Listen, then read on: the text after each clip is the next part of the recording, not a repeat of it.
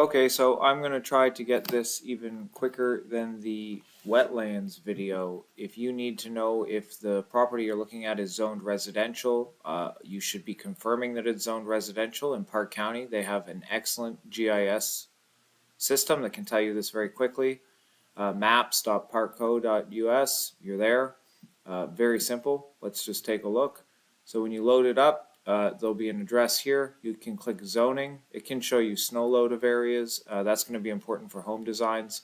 And just parcel size and area, who owns them. But zoning, type in your address. As an example, I brought up an address here.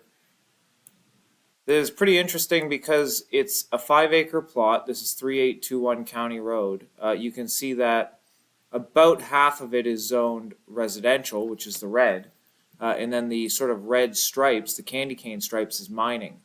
The problem with this lot is that you'd think in all that residential area you could build, but since mining is actually slightly more than half of this parcel size, it was about a 5-acre spot, you can't build on any of it. So the majority designation of zoning rules the entire plot under, I think it's 10 acres or something like that. But this one was 5, so you couldn't build anywhere.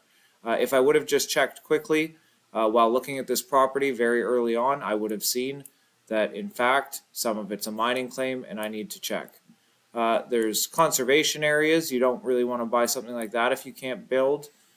Just be looking for the red. The red's residential. Make sure that the plot you found is residential. They've got the whole county here. You just type your address in and off you go. Very straightforward, but definitely check it out when you're looking at properties early on, because zoning and wetlands are two things you can knock off before you even call somebody with interest in a property. Thanks.